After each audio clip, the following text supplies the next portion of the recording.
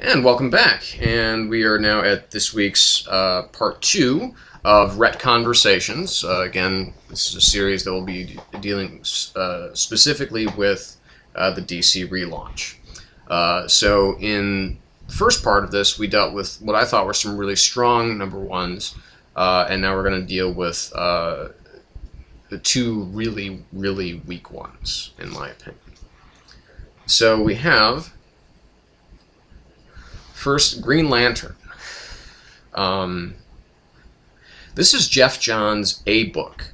I mean, this is where he's brought his considerable writing skills to bear quite a bit in the past, 4 or 5 years, however long he's been writing this book, and has done some really strong stuff. He's a great writer. He's a prolific writer. He does Green Lantern very well. But in these since he's become one of the chiefs over at DC, everything that he does, it ends up being, he's the brainchild of every event. It seems. It isn't like the Marvel Architects where there are 4 or 5 different brains that they use to form these major event comics. It's Jeff Johns.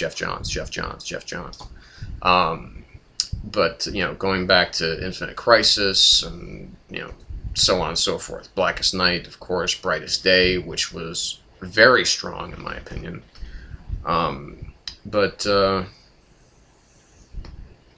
Flashpoint was useless, I thought. With the exception of a couple of spin-offs, it was pretty bad, all in all, when all said and done. It was a lot more kind of Flash over Substance, if you'll pardon the pun. It was just, it just didn't live up to any expectations. And this relaunch, as we all knew, I think, it's going to yield some good things, it's going to yield some bad things. And Green Lantern, this #1 issue, is one of the bad things. So, we start off, we're on Oa. Sinestro is reciting the Green Lantern Oath for the first time in however long, but he only recites it because he wants the damn ring off of him. He does not want to be a Green Lantern anymore. He doesn't want it. But, the Guardians see it as being his job. He's been obviously very overzealous in protecting his home planet of Korrigar, and they want him to do his job, to protect Korrigar, to protect his sector. But he just really doesn't want it. And then we have Hal on Earth, who is settling into life as being a civilian. It's really not working out. And Carol Ferris is there to try and kind of help him kind of pick up the pieces and basically tell him, look, you're more than just a Green Lantern. You're also a man, and a pretty good one. And they have dinner, and Hal kind of strikes out with her, or maybe it's the other way around. So that's the whole thing. That's another really confusing kind of plot point, is that does Hal want to have something more with Carol? Does Carol want to have something more with Hal? I don't know. It's very confusing. This is not a 5 years before thing. This is directly out of out of Brightest Day and War of the Green Lanterns. So again, this is very much a continuation. So we have also Sinestro taking a look at Korrigar, and the Sinestro Corps have they're kind of taking over Korrigar and not just protecting it, which was his expressed desire. And he definitely takes that out on one of his core members, one of his Sinestro core members, I should say. And of course, you know, Hal at the end and Sinestro at the end. It's time for deal with the devil. You know, that's essentially what the next issue is teased as being called. There's so many things wrong with this. It's all over the place thematically, and that doesn't work for me at all. It just seems to jump from place to place without really giving the reader a chance to really understand what's just gone on. They literally rip off a scene from Lethal Weapon 3. Okay? The third one. Not even one of the good ones. And that to me was just like, really, Jeff? Really? You're going to do this? This is what you're going to do. You're going to take an idea that you had with, you know, because Jeff Johns did used to work. He used to work for Warner Brothers Studios. He worked with Richard Donner on Lethal Weapon 4, so I'm assuming that he probably worked with him also on the third one. Or at least is trying to maybe give a shout out to it. But it's just like, come on, man. I mean, it's so stupid. Doug Mankey's art is just, it's like he's trying to channel Steve Dillon, who I think is actually a brilliant artist, but is not suited to doing superheroes, I don't think. You know, he's definitely more suited towards work like Preacher and Hellblazer. You know, he's a Vertigo guy. He's not a superhero guy. Even though he is seen most recently working with Mark Miller, doing, you know, the Ultimates, or the, you know, Ultimate Comics Avengers. So it was just a mess. It was just a big mess, and, you know, I thought it was just terrible. It was really just awful. And like I said, this is supposed to be Jeff Johns' A book. You know, this is where he's bringing his best game, and it's just not there. It's not there at all. His concentration just must be all over the place. You know, with trying to create, you know, again, this is a slap together issue. That's what it feels like. I think that's the most insulting thing about this, is that instead of this being, you know, okay, I'm gonna bring everything I've got. I'm gonna really bat a fucking home run with this book, and he just flops, kind of like he did with Justice League #1. Although this is not, you know, Justice League is like fucking Shakespeare compared to this issue, though.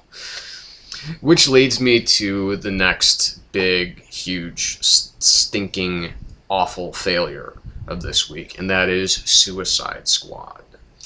Now, the big problem with this is the Amanda Waller controversy. Now, if you haven't been following this, or if you haven't read it, I'll lay it out for you. Amanda Waller, she's a big black lady. And that's what's kind of cool about her, is that she's big, she's fat, she's this giant, you know, she's the Wall. Okay? She was kind of slimmed down a little bit. She maybe lost, you know, maybe went on Jenny Craig for a little while when she was, you know, when Greg Rucka was working on, I believe, Checkmate.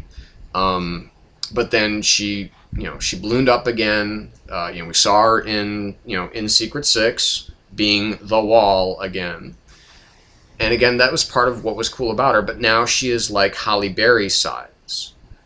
And DC explained that choice to draw her like that, to make her character thin and buxom and, you know, very beautiful, very modelish again, by saying, well, this takes place in the past. You know, this is another 5 years ago thing, which is fucking bullshit.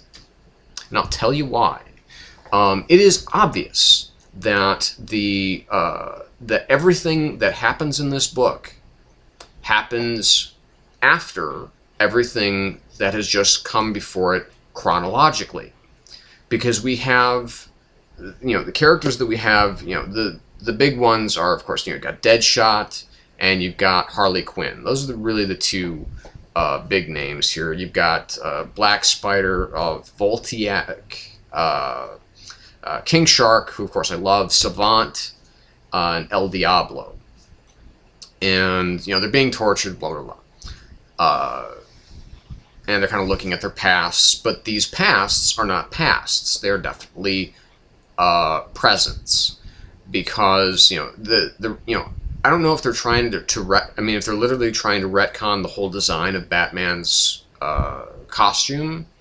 That, you know, since he started as Batman, he's been wearing this, you know, kind of almost armorish type of getup, as opposed to, you know, the much cooler Mazzucchelli design from year one. But you've got Harley Quinn, who just, you know, really met the Joker, you know, within the last couple of years, say. So this can't be 5 years ago. It can't. Deadshot is, you know, he seems to be referring to things that definitely could not have taken place within the last, you know, before 5 years ago. So again, this is just, it's the, you know, that whole thing. Even if I hadn't read that, though, this book would be garbage. It's a cheap knockoff of Secret Six and, you know, John Ostrander's previous run on Suicide Squad. Those runs, they had nice action beats. Obviously, Secret Six, one of the best comics that DC has published in years. And, you know, but Ostrander had good action, he had good character work, he had good beats. It was a lot more nuanced. This is very, very much in your face. And it's just ridiculous. You know, it's like these other characters that they brought in, you know, I like that King Shark is there, believe me, you know, because King Shark was made cool, but that's, again, it's someone ripping off Gail Simone's work.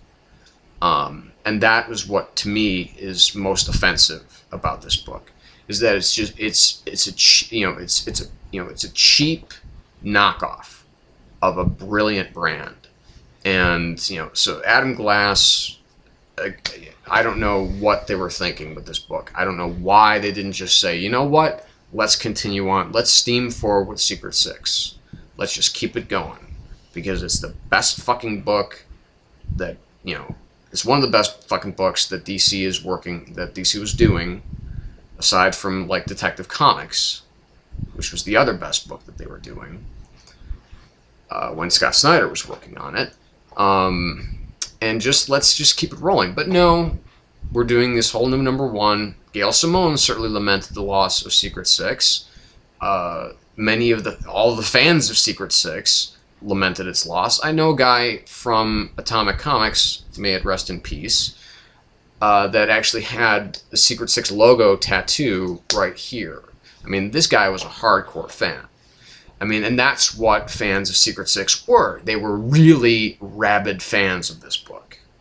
So my heart goes out to Gail Simone, again, that she lost, you know, such a great book, and a book that could have gone on for ever, as far as I was concerned, with her writing it, and it would have been genius all the way through. The only plus to this book, to Suicide Squad, is Federico Dell'Occhio. Again, presumably another Italian or Spanish artist, bringing some very good work, some very good art. If the story at all matched the art, this would be a really strong book. But the art is the only thing that is even worth looking at. If you haven't bought it already, don't. Stay away from this book. Okay.